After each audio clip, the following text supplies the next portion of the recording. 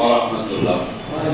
আমরা মহান আল্লাহ রাব্বুল ইজ্জত ওয়া জালালের দরবারে শুকরিয়া আদায় করি যে মালিক মেহেরবানি করে আমাদেরকে আজকে এই ঈদ পুনর্মিলনী অনুষ্ঠান 2025 হাজির হওয়ার তৌফিক দিয়েছেন। এজন্য মনিবের দরবারে শুকরিয়া আদায় করি আলহামদুলিল্লাহ। আসলে আজকে আমাদের একটা ভালো লাগার দিন। আমাদের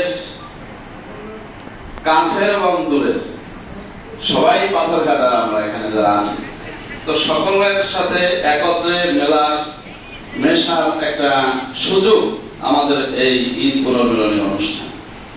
তা আপনারা যারা কষ্ট করে আজকে সময় দিয়েছেন, এখানে এসেছেন, আপনাদেরকে আসার জন্য মোবারকবাদ, ধন্যবাদ জানাই। সম্মানিত দ্বীনি ভাইরা, আমাদের টার্গেট তো একটাই, আল্লাহর জমিনে আল্লাহর দ্বীন কায়েম করার জন্যই আমরা বাংলাদেশের ইসলামী আন্দোলন এবং শহীদি কাফলা বাংলাদেশ জামাত ইসলামের পতাকা তলে আমরা ঐক্যবদ্ধ হয়েছি শুধুমাত্র একটা লক্ষ্য নিয়েই, সেটা হলো নবীওয়ালা কাজ। হুয়াল্লাযী আরসালা রাসূলাহু বিল হুদা ওয়া দীনিল হক লিইয়ুযহিরাহু আলা দ্বীনি কুল্লিহি।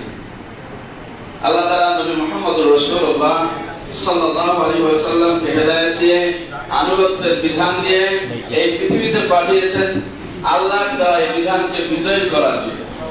সেই বিজয়ের মিশনে আমরা শামিল হতে পেরে আবার আল্লাহর দরবারে শুকরিয়া আদায় করে আলহামদুলিল্লাহ।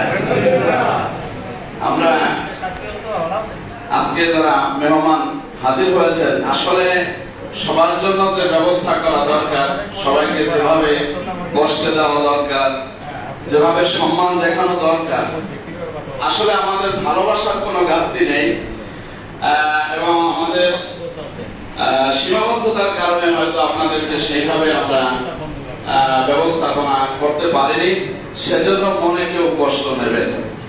আসলে আরো অনেক ভাইরা আছেন হয়তো পিছনে বসে আছেন। আমরা শুরুতেই বলছি যে প্রথম থেকে 4 সালে আমাদের কোন জনশক্তি, স্থানীয় কোন জনশক্তি এই 4 সারির চেয়ারে বসবে না। একটা মেহমানদের জন্য সংরক্ষিত। মেহমানরা আপনারা চেনেন, যে যেখানে মেহমান আছে তারা আসলে সামনে পাঠিয়ে দেবেন, সামনের চেয়ারগুলিতে তারা বসবে, তাতে আমাদের একটু চেনতে সুবিধা হবে। দীর্ঘ 17 বছরের বাস্তব অভিজ্ঞতা হলো এই যে অনেক ভাইরা দূর দূরান্তে কাজ করলো, এলাকায় এসে দায়িত্বশীলদের খোঁজ খবর নেওয়া হয়তো এরকম সুযোগ পান নাই, বা সুযোগ খোঁজ খবর নিয়েছে তার আত্মীয় স্বজনের কাছে, কিন্তু নেতৃবৃন্দের কাছে এসে তাদের খোঁজ খবর নেওয়া হয়তো এটা সুযোগ হয় না। এটা ছিল একটা বাস্তবতা। সেই বাস্তবতার কারণে দীর্ঘ 15-16 বছর আমাদের যে চেনা পরিচয় থেকে একটু দূরে, সেই গ্যাপটা পূরণ করার জন্যই মূলত আজকে এই অনুষ্ঠান। তবে ইনশাআল্লাহ আল্লাহ যদি আমাদের এই পরিবেশ এভাবে ভালো রাখে, আলহামদুলিল্লাহ আমরা কোন ঈদকে হাতছাড়া করব না। আপনাদের সাথে একটু শামিল হওয়ার জন্য আমরা এভাবে অনুষ্ঠান করার চেষ্টা করবো ইনশাআল্লাহ।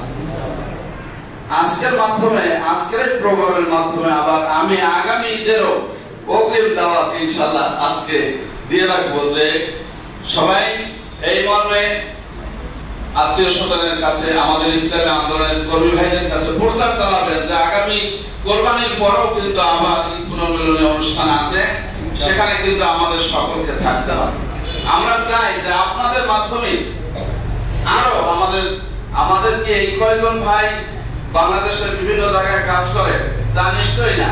আমরা জানি যে জামালপুরেও আমাদের এই পাথরঘাটার একজন কৃতি সন্তান, তিনি জামালপুরের এমপি প্রার্থী হয়েছে, তিনি সেখানে দীর্ঘদিনের উপজেলা আমির মাওলানা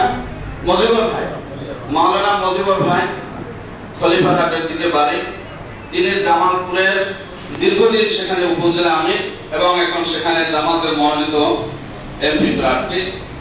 তো সেজন্য আরো অনেক ভাইরা আমাদের আছেন, এখনো আমাদের কাঙ্ক্ষিত অনেক লোকই এখানে এসে পৌঁছতে পারেন না, তবে অবশ্যই আসবেন।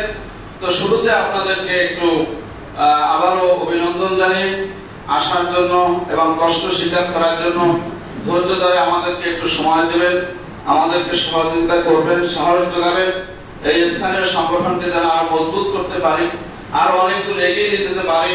এই স্থানীয় সংগঠন যদি মজবুত হয়, এটা যদি আরো উর্বর করতে পারি, আপনাদেরই ভালো লাগবে এখানে এসে, একটু মনটা ফুরফুরে মেজাজে থাকবে যে আমার প্রাণপ্রিয় সংগঠন আলহামদুলিল্লাহ এখানে বেশ গতিশীলতা লাভ করেছে। আপনাদের সে লক্ষ্যে আপনাদের দোয়া এবং সহযোগিতা চেয়ে আপনাদেরকে আন্তরিক মোবারকবাদ জানিয়ে আমি আমার উদ্বোধনী বক্তব্য শেষ করছি। আসসালামু আলাইকুম ওয়া রাহমাতুল্লাহ।